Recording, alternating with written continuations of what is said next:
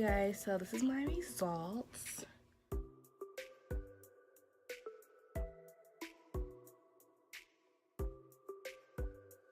This is the best twist out I've ever had.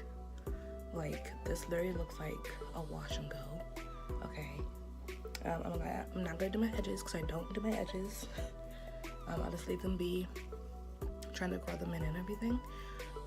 But yeah, this is the best twist out I've ever had. It's super defined and super shiny.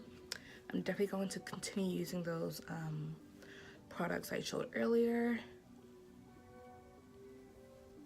I just really can't believe how great my hair just came out. Like, wow.